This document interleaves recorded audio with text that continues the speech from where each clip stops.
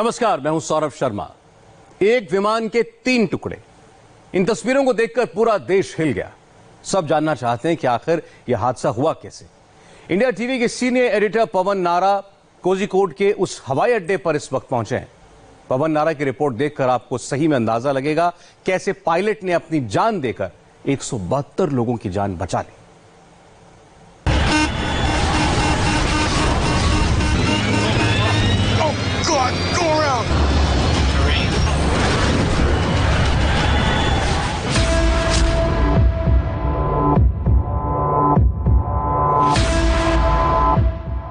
तीन टुकड़ों में बटे विमान की ये डराने वाली तस्वीरें अभी तक आपने टुकड़ों टुकड़ों में देखी है। अब कोझिकोड एक्सीडेंट की कंप्लीट पिक्चर देखिए।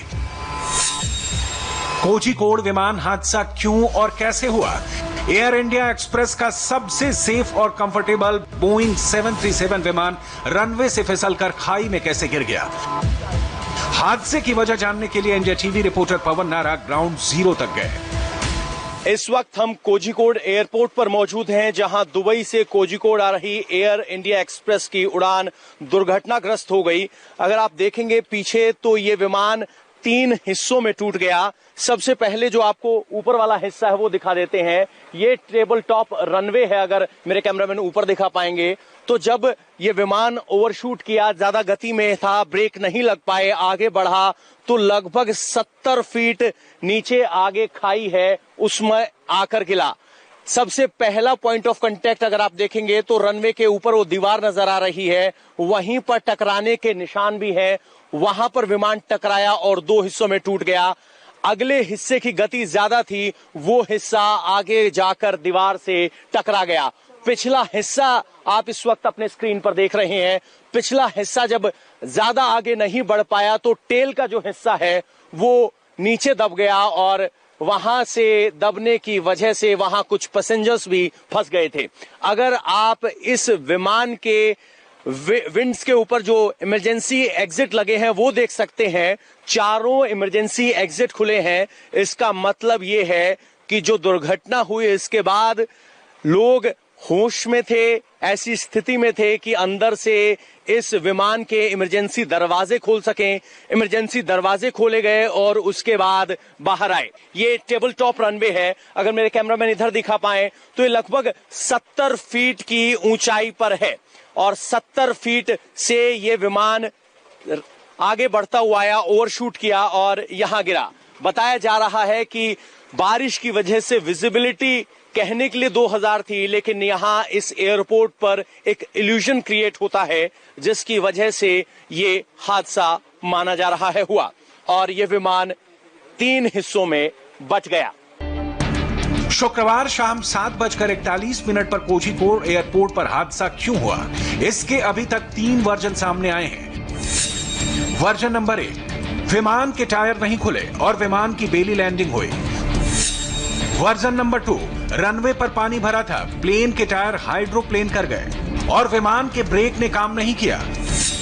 Version number 3, table top runway खतरनाक होते ही हैं, कोझिकोड एयरपोर्ट भी डेंजरस था और इसे ठीक करने के उपाय नहीं किए गए।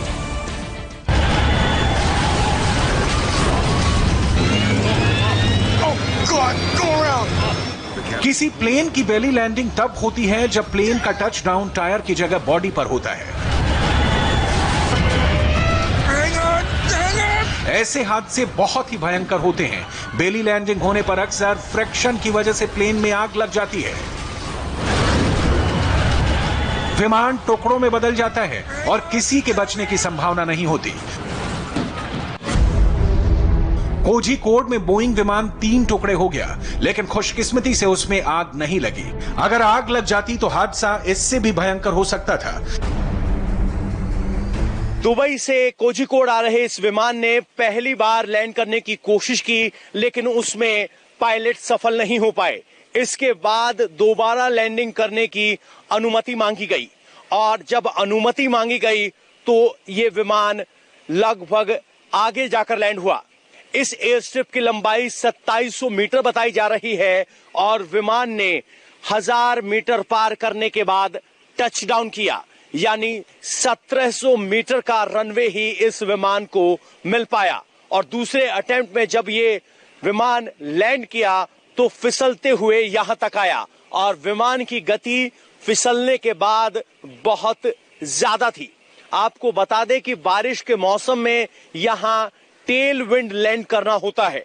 टेल विंड लैंड साधारण शब्दों में समझें तो विमान लंबी दूरी से ग्लाइड न कर नजदीक से तुरंत नीचे आता है, जिसका नतीजा यह होता है कि जब विमान जमीन को छू रहा होता है तो उसकी गति कहीं ज्यादा होती है और इसी टेल विंड लैंडिंग की वजह से विमान को कंट्रोल करना मुश्किल हुआ और विमान कंट्रोल नहीं हुआ, ओवरशूट करते हुए बाउंड्री वॉल से टकरा गया।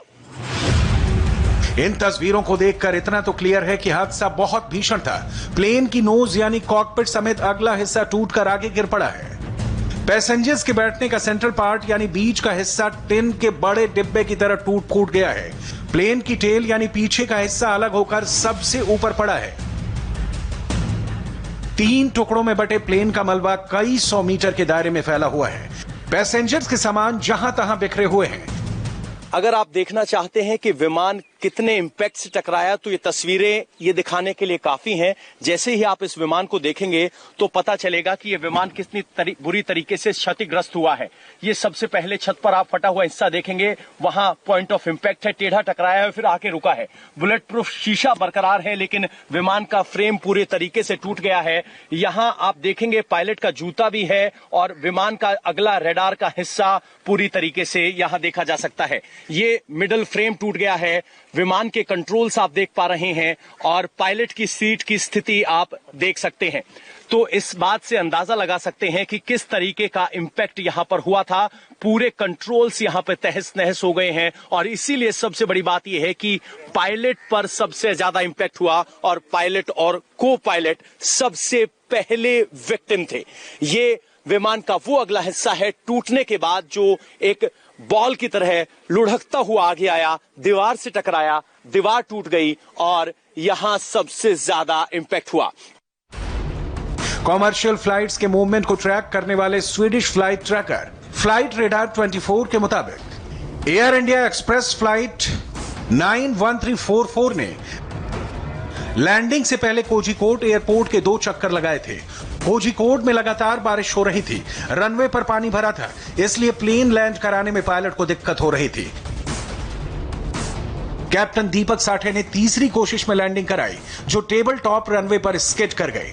प्लेन रनवे को ओवरशूट कर गया और दीवार तोड़ता हुआ खाई में गिरकर 3 टुकड़ों में बंट गया। यह हादसा जिस जगह पर हुआ, इंडिया टीवी रिपोर्टर पवन नारा ठीक उसी जगह पर पहुंचे।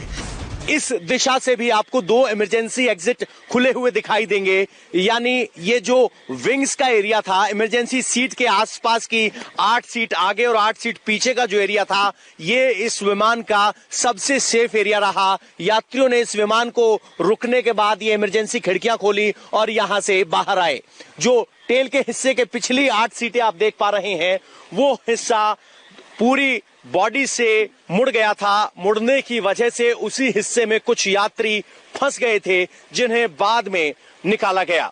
यानी इंपैक्ट इतना ज्यादा था कि यह विमान कुल मिलाकर 3 हिस्सों में टूटा। सबसे पहले अगला हिस्सा अलग हुआ और जब पिछला हिस्सा फिसल कर नीचे आने लगा तो अपने वजन के नीचे दबकर 2 हिस्सों में टूट गया। कैप्टन दीपक साठे एयरफोर्स के पायलट थे। 21 साल तक फाइटर प्लेन उड़ाने के बाद उन्होंने एयर इंडिया ज्वाइन की थी। उनके भाई और दोस्त नीलेश साठे ने एक पोस्ट लिखी है। इसमें उन्होंने बताया है कि कैप्टन दीपक साठे ने ज्यादा से ज्यादा देर तक प्लेन को हवा में रखा जिससे उसमें फ्यूल कम हो जाए और लैंडिंग होने पर आग लगने की आशंका कम रहे। जैसे कि हमने कोझिकोड एक्सीडेंट के आई विटनेस से बात की। सभी मान रहे हैं कि हादसे के वक्त तेज बारिश हो रही थी और रनवे पर पानी भरा था। हमने एक्सपर्ट से पूछा जिनका मानना है कि रनवे पर पानी हो और प्लेन की स्पीड ज्यादा हो तो प्लेन के ब्रेक काम नहीं करते।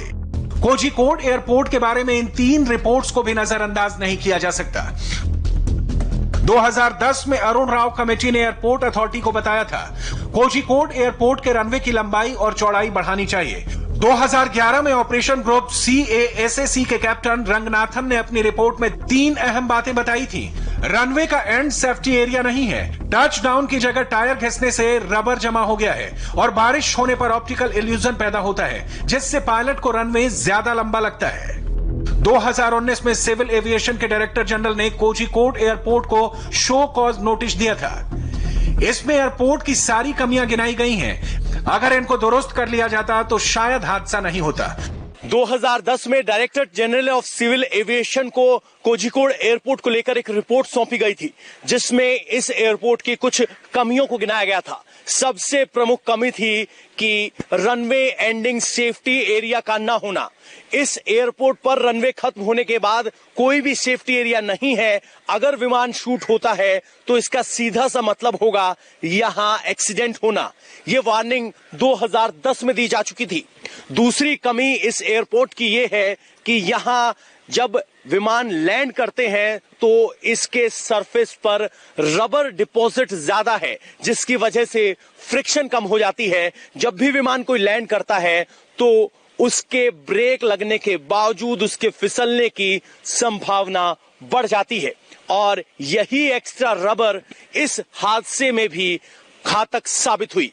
तीसरी सबसे बड़ी कमी यह है कि एक टेबल टॉप रनवे है, यानी आसपास की जमीन से ऊंचा हिस्सा है और यहां जब पायलट लैंड कर रहा होता है तो उससे इस तरह का इल्यूजन होता है, आभास होता है कि अभी रनवे काफी लंबा बचा हुआ है, क्योंकि इस मौसम में, बारिश के मौसम में यहां बादल काफी नीचे आ जाते हैं और बादल नीचे होने की वजह से इस तरह का आभास होता है कि रनवे अभी काफी लंबा बाकी है। ये 3 कमियां 2010 में DGCA को बता दी गई थी।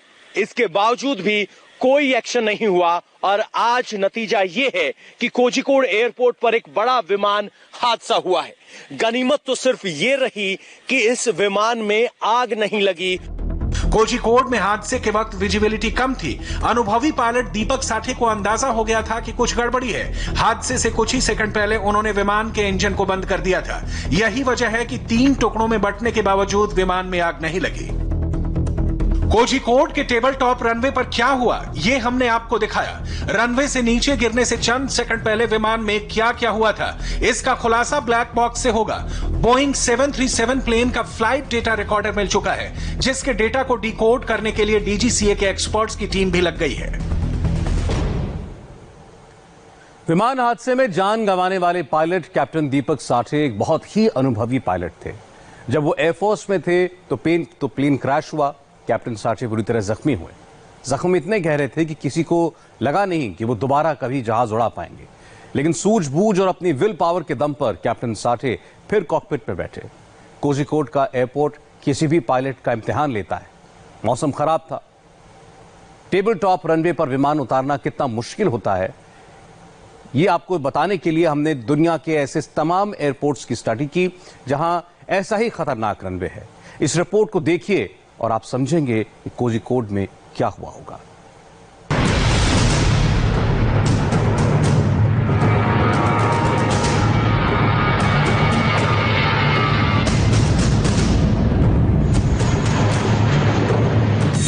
खतरनाक एयरपोर्ट्स की लिस्ट में पहला नाम है नेपाल के तेंजिंग हिलरी एयरपोर्ट का। यह एयरपोर्ट हिमालय की चोटियों के बीच बसे लोकला शहर में है, जिसके रनवे की लंबाई महज 460 मीटर है। यहां सिर्फ छोटे विमान और हेलीकॉप्टर के ही उतरने की इजाजत है।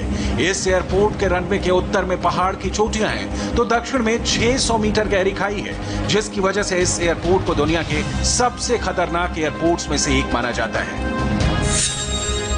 इस लिस्ट में दूसरा नाम है जिब्राल्टर इंटरनेशनल एयरपोर्ट का। जहां दुनिया के ज्यादातर एयरपोर्ट के रनवे पर किसी को पैदल चलने की इजाजत नहीं होती, वहीं इस एयरपोर्ट के रनवे के बीचों बीच से शहर का मुख्य हाईवे गुजरता है। हाईवे पर रोजाना हजारों कारें गुजरती हैं और जब किसी विमान को लैंड या टेक ऑफ करना होता है तो ट्रैफिक को पूरी तरह से रोक दिया जाता है। दिलचस्प बात यह भी है कि रनवे थोड़ी दूर पर बंद भी हो जाता है, क्योंकि सामने जिब्राल्टर की खाड़ी और लहराता समुद्र है। डेडली एयरपोर्ट्स के लिस्ट में तीसरा नाम है स्कॉटलैंड के बर्रा एयरपोर्ट का। ये एयरपोर्ट भी कुछ कम नहीं है। इस एयरपोर्ट का रनवे दुनिया का एकमात्र ऐसा रनवे है जहां फ्लाइट्स की लैंडिंग समुद्र तट को रनवे के रूप में इस्तेमाल करती हैं। इस एयरपोर्ट पर फ्लाइट्स की लैंडिंग का समय हाई टाइड की वजह से बदलना पड़ता है। बर्रा एयरपोर्ट समुद्र के तट पर बना हुआ है, इसलिए जब भी समुद्र में ज्वार भाटा आता है तो यह एयरपोर्ट पानी में डूब जाता है। यहां समुद्र में अक्सर तूफान आते रहते हैं, इसलिए यहां विमान समुद्री तूफानों के हिसाब से ही लैंड या टेक ऑफ कराए जाते हैं।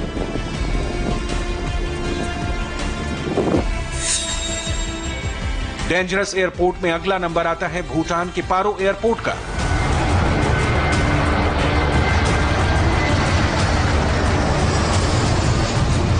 बड़े विमान बनाने वाली मशहूर कंपनी बोइंग ने इसे दुनिया के मोस्ट डेंजरस एयरपोर्ट में शुमार किया है।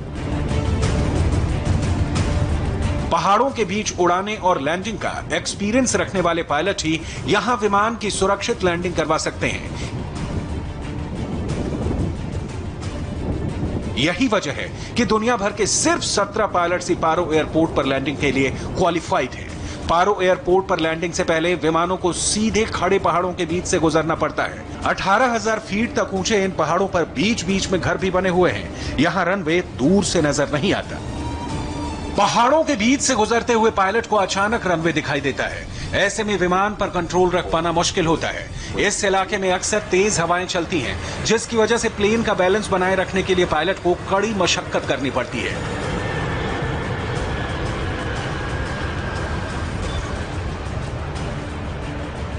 पारो एयरपोर्ट का रनवे सिर्फ 6,500 फुट लंबा है और यह दुनिया के कुछ सबसे छोटे रनवे में शामिल है। यहां सिर्फ दिन में ही लैंडिंग और टेक ऑफ की इजाजत है, वो भी मौसम साफ रहने पर।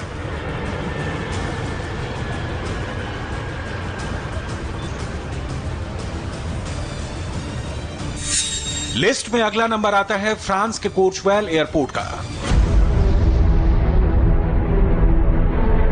फ्रांस के इस एयरपोर्ट का रनवे मात्र 500 मीटर का है, जो पहाड़ों से 18% ढका हुआ है, जहां कई बार रोशनी भी ना के बराबर होती है और पायलट को कोहरा, बर्फबारी और खतरनाक मौसम का सामना करना पड़ता है, जो विमान की लैंडिंग के लिए काफी खतरनाक होता है।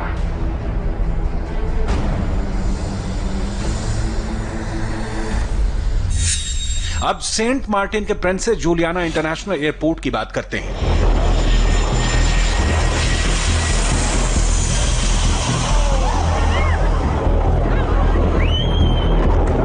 इस एयरपोर्ट पर लैंडिंग की तस्वीर देखकर कोई भी डर जाएगा। याद रखें, इस एयरपोर्ट के रनवे पर कभी भी आपको बत्तख दिखाई दे सकती है,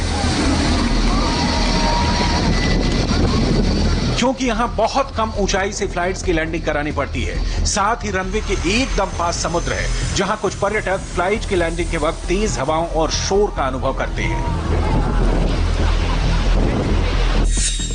कुछ ऐसा ही हाल जुआंगको ई रॉक्सिन एयरपोर्ट का है। इस एयरपोर्ट का रनवे मात्र 400 मीटर लंबा है, जो इस एयरपोर्ट को दुनिया का सबसे छोटा व्यावसायिक रनवे बनाता है। विमान की लैंडिंग के दौरान एक छोटी सी गलती से आप समुद्र में समा सकते हैं, क्योंकि रनवे के दोनों ओर ऊंची ऊंची चट्टानें हैं और रनवे भी मात्र 400 मीटर लंबा है।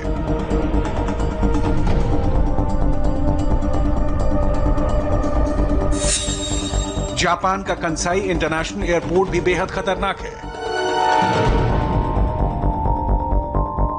जापान का यह एयरपोर्ट मानव निर्मित आइलैंड पर बना हुआ है, जिसे बनाने के लिए कई टन रेत का इस्तेमाल किया गया है, जिससे इसे मजबूत किया जा सके और पानी हटाया जा सके।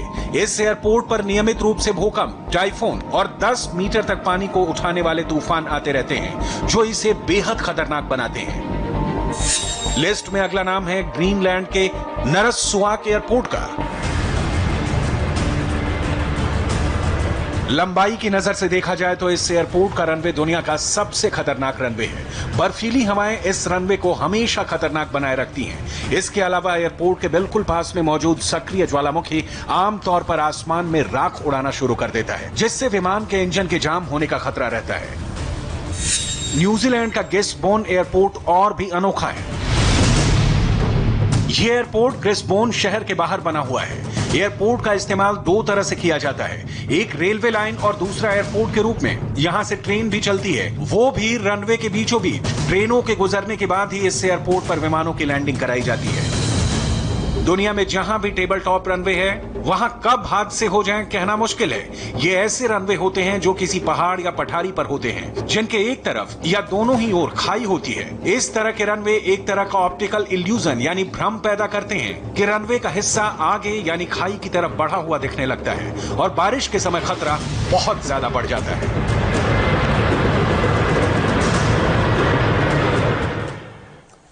वक्त इतना बुरा है कि क्राइसिस में, इमरजेंसी में भी आप किसी से मिलने नहीं जा सकते। अब सोचिए, जिस विमान में फंसे यात्रियों को बचाने के लिए सीआईएसएफ की टीम गई, उस टीम में से कुछ जवानों को अब क्वारंटीन करना पड़ रहा है क्योंकि कोरोना का डर है।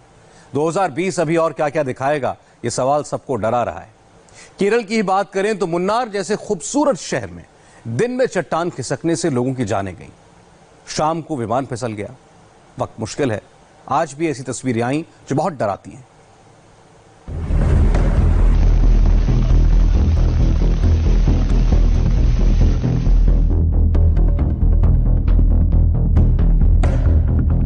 एक तरफ कोरोना परीक्षा ले रहा है तो एक तरफ कुदरत। कोरोना से पीछा छूटा नहीं है कि कुदरत की दोहरी मार केरल पर पड़ गई।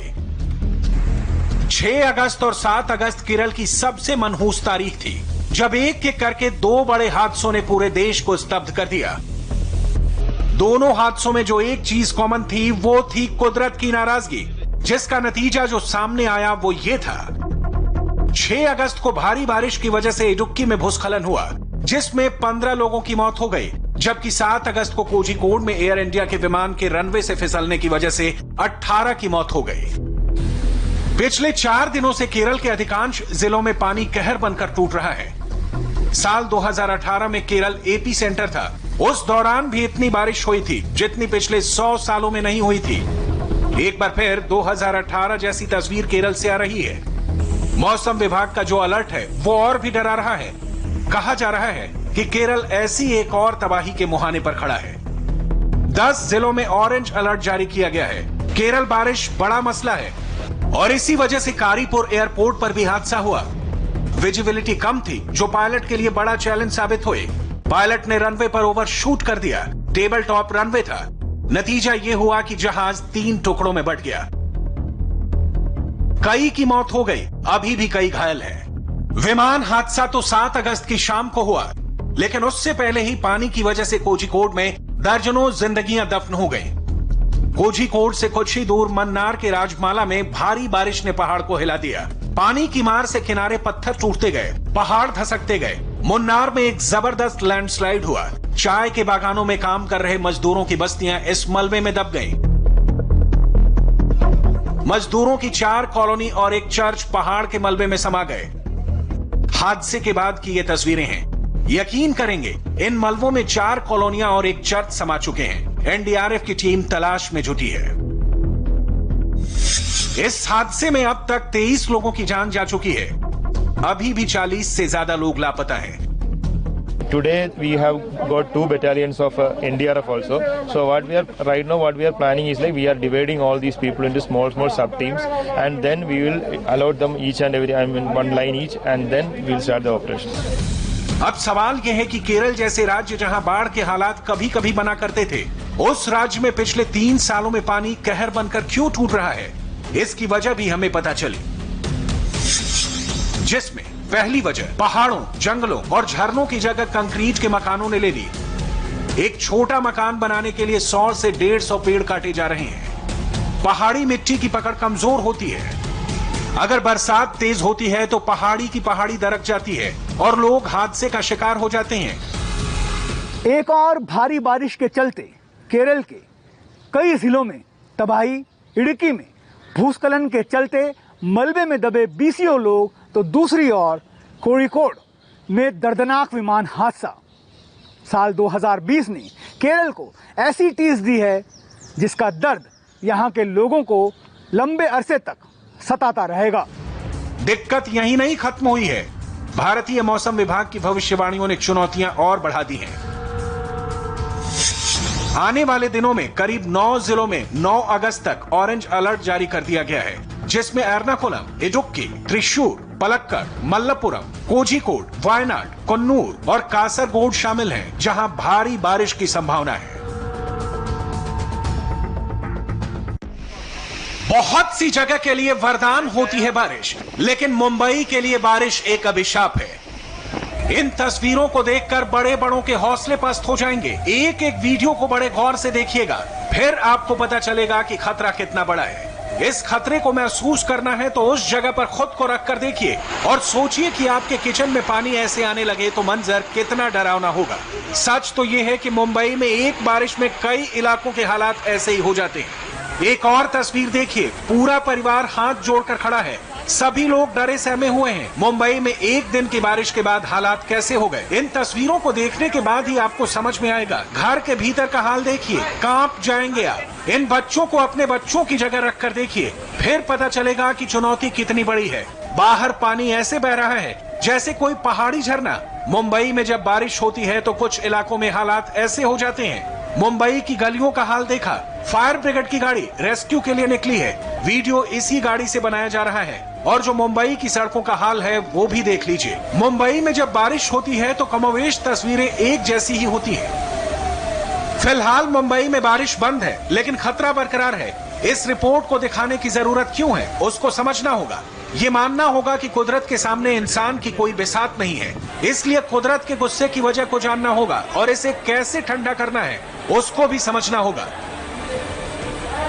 सवाल वही है कि एक बारिश में जान की आफत क्यों आ जाती है। मुंबई में अब तक बारिश की आपदा से बचने के इंतजाम क्यों नहीं हो पाया है। 20वीं सदी के ड्रेनेज सिस्टम को सुधारने की जरूरत। ड्रेनेज सिस्टम की क्षमता करीब 25 मिलीमीटर पानी प्रति घंटे निकालने की है, जबकि भारी बारिश के समय जरूरत 993 मिलीमीटर प्रति घंटे तक की हो जाती है, जिसका अंजाम ऐसी तस्वीरें होती हैं। दूसरी सबसे बड़ी वजह है उत्तरी मुंबई में बेतरतीब विकास। उत्तरी मुंबई यानी बांद्रा और कुर्ला के आसपास के बड़े इलाकों में बेतरतीब विकास। यहाँ बड़े बड़े भवन बगैर उचित ड्रेनेज सिस्टम के बना दिए गए। बगैर सोची समझी प्लानिंग के हुए इस विकास के कारण यहाँ कई जगह पानी निकासी के इंतजाम चौक हो जाते हैं। नतीजा सामने आती हैं ऐसी भयावह तस्वीरें। तीसरी वजह है मैंग्रोव इकोसिस्टम को नुकसान पहुंचना। मीठी नदी और माहिम की खाड़ी के इलाकों में मैंग्रोव के जंगल हुआ करते थे, लेकिन बिल्डरों ने विकास की दौड़ में इनका विनाश किया। जमीन और समुद्र के बीच एक रक्षा कवच बनाने वाले मैंग्रोव के जंगलों का 40% हिस्सा 1995 से 2005 के बीच तहस नहस हुआ। जब कुदरत के साथ खिलवाड़ करेंगे तो कुदरत भी नहीं छोड़ने वाली, लिहाजा कुदरत का गुस्सा देख सकते हैं। एक बारिश में मुंबई के बेहाल होने की एक और वजह है प्रदूषण और बढ़ती आबादी। लगातार बढ़ती आबादी से पूरे सिस्टम पर दबाव बढ़ा है। आबादी बढ़ने के साथ प्रदूषण भी बढ़ा। नाले, नालियां और गलियां प्लास्टिक कचरे से पटी पड़ी। नतीजा ड्रेनेज सिस्टम जाम हो जाता है। इसलिए अब जरूरत है जागरूक रहने की, कुदरत के साथ खिलवाड़ नहीं करने की, क्योंकि कुदरत नाराज होती है तो अंजाम हमें ही भुगतना पड़ेगा। सुशांत केस में एक बहुत बड़ी खबर आ रही है। मौत के एक दिन बाद यानी कि 15 जून को सुशांत सिंह एक बहुत बड़ी फिल्म साइन करने वाले थे। बॉलीवुड के बड़े प्रोडक्शन हाउस ने ऑफिशियली इंडिया टीवी के साथ ये नई डिटेल शेयर की है और इस तफसीर में बहुत बड़ा खुलासा हुआ। खुलासा ये कि 15 जून को यानी कि उनकी मौत के अगले ही दिन सुशांत सिंह राजपूत को एक बड़े प्रोडक्शन हाउस के साथ मिलना था। मीटिंग फिक्स थी, वक्त तय था। सुशांत की फिल्म प्रोड्यूसर के साथ फाइनल राउंड की बातचीत हो चुकी थी और 15 जून को सुशांत नई फिल्म साइन करते, लेकिन उससे पहले 14 जून को अचानक सुशांत की रहस्यमयी हालात में मौत हो गई। तो अब आप सोचिए कि जिसकी कोई एक बड़ी फिल्म, एक बड़ी पिक्चर फ्लोर पर जाने वाली हो, उसके पास क्या काम की कमी थी? तो यह थ्योरी तो पूरी तरह फेल हो गई। क्या 15 जून को सुशांत कोई बड़ा फैसला करने वाले थे, इसीलिए 14 को सुशांत का मर्डर हुआ? यह भी सवाल है।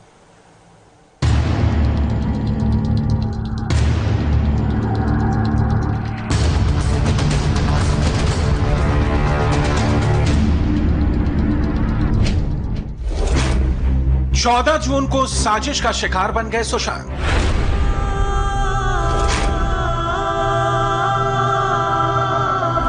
फिल्म साइन करने से पहले सुशांत को मारा गया।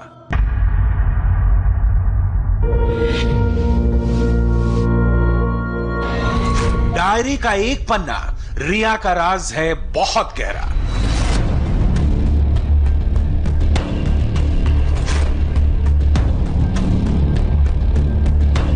बोतल में आखिरी निशानी से फंस गया नया पेंच।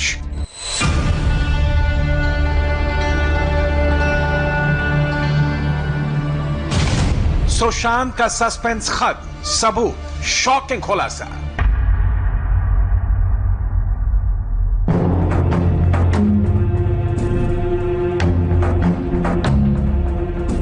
सुशांत केस में सुसाइड की थ्योरी में बहुत कुछ गड़बड़ है। सबसे बड़ी गड़बड़ सुशांत केस को सिंपल सुसाइड केस मानना है। सुसाइड केस में पेंच का सबसे बड़ा सबूत आज आप देखने वाले हैं। सुशांत की मौत मिस्ट्री पर बड़ा खुलासा आज आप देखेंगे।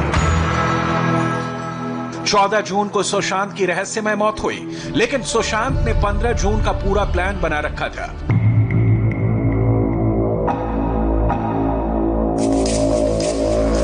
सबसे बड़ी खबर सुनिए, 15 जून को सुशांत का अपॉइंटमेंट फिक्स था। सुशांत एक बड़े बैनर की फिल्म साइन करने वाले थे, लेकिन 14 जून को बंद कमरे के अंदर सुशांत सिंह की पंखे से लटकती डेड बॉडी मिली। आखिर 15 जून को सुशांत फिल्म साइन करने जा रहे थे, तो 14 जून को अचानक खुदकुशी कैसे कर सकते हैं? इंडिया टीवी की एंटरटेनमेंट एडिटर जोईता मित्रा ने सुशांत के इन्वेस्टिगेशन से जुड़ी बहुत बड़ी डिटेल जुटाई है। जिन लोगों को लगता है कि सुशांत की मौत सिर्फ आत्महत्या है या फिर आत्महत्या के लिए उकसाने से ज्यादा कुछ नहीं, तो आज इससे आगे की स्टोरी को बहुत गौर से सुनिए। ये हैं बॉलीवुड के मशहूर एक्टर फरहान अख्तर। इन्हें तो आप बखूबी जानते होंगे। ये हैं बॉलीवुड के जाने माने प्रोड्यूसर रितेश सिधवानी। आप सोचेंगे सुशांत की मिस्ट्री से इन दो हस्तियों का क्या कनेक्शन है, तो सुनिए। फरहान और रितेश की कंपनी है एक्सेल एंटरटेनमेंट, वही कंपनी जिसके बैनर तले फिल्म दिल चाहता है, फिल्म डॉन से लेकर गली बॉय जैसी तमाम सुपर डुपर हिट फिल्में बनी। इसी एक्सेल एंटरटेनमेंट के साथ सुशांत सिंह अपनी नई फिल्म साइन करने जा रहे थे। हमें जो प्रामाणिक जानकारी मिली है, उसके आधार पर यह कहा जा सकता है कि 8 जून को रिया के घर छोड़ने के बाद सुशांत सिंह डिप्रेशन में नहीं थे। 13 जून को यानी मौत से ठीक 24 घंटे पहले सुशांत ने बॉलीवुड के 2 मशहूर निर्माता और निर्देशकों के साथ भी एक फिल्म पर डिस्कशन किया था। सुशांत ने फिल्म डायरेक्टर निखिल आडवाणी और प्रोड्यूसर रमेश तौरानी के साथ वीडियो कॉल पर नई फिल्म में काम करने को हामी भरी थी। डील करीब करीब फाइनल थी। फिल्म साइन करने की डेट पर बात चल रही थी, लेकिन एक्सेल एंटरटेनमेंट के साथ 15 जून को सुशांत की फिल्म साइन करने को लेकर फाइनल मीटिंग होनी थी। इस खबर की पुष्टि खुद फरहान अख्तर और रमेश सिधवानी की कंपनी के क्रिएटिव हेड ने की। हमारे सवाल पर एक्सेल एंटरटेनमेंट का जवाब बहुत गौर से सुनिए। हाय जोईता, मैं एक्सेल एंटरटेनमेंट से कासिम हूं। मुझे रितेश सिधवानी से आपका नंबर मिला। रितेश से आपने सवाल पूछा था। हाँ, ये सच है कि हम सुशांत का मैनेजमेंट देखने वालों के संपर्क में थे जो उसका प्रतिनिधित्व करते हैं। हमने एक सिनॉप्सिस शेयर किया। हमें बताया गया कि सुशांत को वो पसंद था। हमारी तरफ से जूम पर स्क्रिप्ट नरेशन का प्रस्ताव रखा गया। मुझे 13 जून को अभिजीत का फ़ोन आया कि सुशांत पहले स्क्रिप्ट पढ़ना पसंद करेंगे और फिर मंगलवार को जूम पर डिस्कशन। मैंने कहा कि मैं जल्द ही स्क्रिप्ट ईमेल करूंगा। हम वास्तव में सुशांत के साथ फिल्म करने के लिए उत्सुक थे, लेकिन खबर दिल तोड़ने वाली आई। धन्यवाद। एक्सेल एंटरटेनमेंट एक बहुत बड़ा बैनर है। ऐसे में सुशांत को काम नहीं मिल रहा था, इस थ्योरी पर भरोसा नहीं किया जा सकता। 8 जून को झगड़े के बाद रिया घर छोड़कर गई और उसके बाद जो डिटेल सामने आ रही है वो यही है कि सुशांत का पूरा फोकस अपने करियर पर था। सुशांत बॉलीवुड के कई बड़े निर्माता और निर्देशकों के संपर्क में थे। यहां तक कि मौत से ठीक पहले रिया की तरफ से दावा किया गया है कि इस नोट में सुशांत ने लीलू उनके भाई शोविक के लिए लिखा था, बेबू उनके लिए, सर उनके पिता इंद्रजीत के लिए, मैम रिया की मां संध्या के लिए, फुजू सुशांत के डॉग का नाम है। लेकिन डायरी के पन्ने को लीक करने की टाइमिंग को लेकर कई सवाल हैं। सुशांत की डायरी का एक पन्ना रिया चक्रवर्ती ने खोला है। वो पन्ना जिसमें सुशांत रिया और उनके परिवार के बारे में अच्छी और प्यार भरी बातें लिख रहे हैं। वो पन्ना जो चीख चीख कर ये कह रहा है कि सुशांत रिया और उनके परिवार को कितना चाहते थे और कितना प्यार करते थे। लेकिन इसी डायरी में और भी कई ऐसे पन्ने हैं जिसका खुलना अभी बाकी है। और ये डायरी कहाँ है और उन पन्नों में क्या लिखा है, ये अब तक रिया चक्रवर्ती ने नहीं बताया है। रिया ने एक पन्ना जारी किया तो पूरी डायरी में क्या क्या लिखा हुआ है? क्या रिया को जो पन्ना सूट करता है वही पन्ना रिलीज किया? अगर मान भी लिया जाए कि सुशांत ने इसे लिखा है तो इसकी टाइमिंग क्या है? क्योंकि मुमकिन है पन्ना उस वक्त का हो जब दोनों के रिश्ते एकदम ठीक हो। अभी डायरी के इस पन्ने से पर्दा उठना बाकी है। वहीं रिया की प्रॉपर्टी की जांच शुरू हो गई है, लेकिन रिया ने बोतल की यही तस्वीर जारी करके लिखा है, आज सुशांत की निशानी के तौर पर बस यही एक बोतल उसके पास है, यही सुशांत की प्रॉपर्टी उसके पास है। रिया खुद सामने नहीं आई, रिया का वर्जन उसके वकील के जरिए सामने आ रहा है।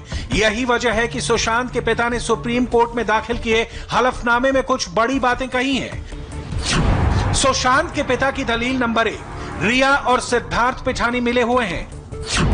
सुशांत के पिता की दलील नंबर 2, मुंबई पुलिस और रिया में सांठगांठ है। सुशांत के पिता की दलील नंबर 3, मुंबई पुलिस ने एफआईआर दर्ज क्यों नहीं की।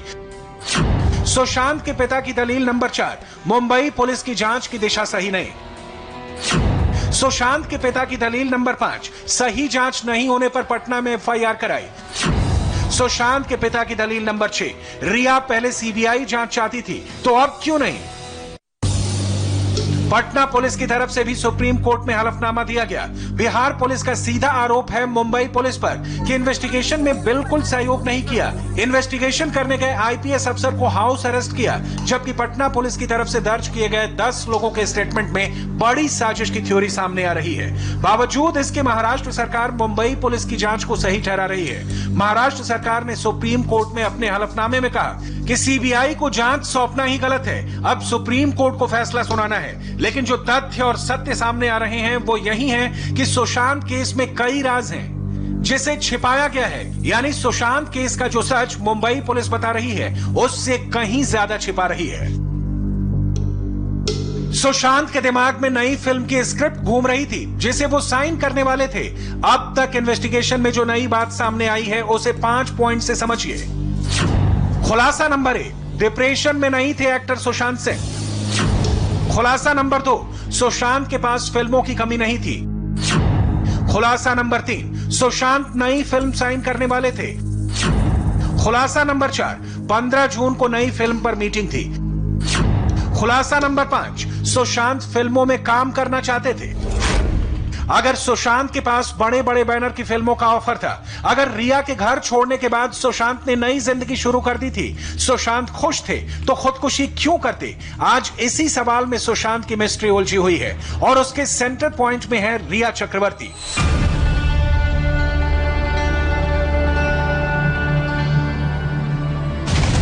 सुशांत की गर्लफ्रेंड रिया से ईडी पूछताछ कर रही है। पूरी फैमिली से एक एक डिटेल जुटाई जा रही है और अब सुशांत केस में डायरी के एक पन्ने की नई मिस्ट्री जुड़ गई है। डायरी का ये पन्ना रिया के वकील ने रिलीज किया है। दावा यह है कि सुशांत और रिया के रिश्ते बहुत अच्छे थे।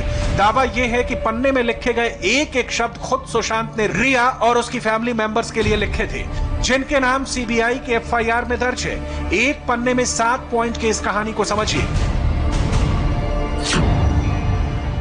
सबसे ऊपर ग्रेटिट्यूड लिस्ट लिखा हुआ है। नंबर 1, मैं अपनी जिंदगी के प्रति आभारी हूं। नंबर 2, मैं अपनी जिंदगी में लीलू के प्रति आभारी हूं। नंबर 3, मैं अपनी जिंदगी में बेबू के प्रति आभारी हूं। नंबर 4, मैं अपनी जिंदगी में सर के प्रति आभारी हूं। नंबर 5, मैं अपनी जिंदगी में मैम के प्रति आभारी हूं। नंबर 6, मैं अपनी जिंदगी में फुजू के प्रति आभारी हूं। नंबर 7, मैं अपनी जिंदगी में सभी तरह के प्यार के प्रति आभारी हूं। सुशांत के पिता ने आज देश के एक बड़े नेता से मुलाकात की। पूरी खबर एक ब्रेक के बाद।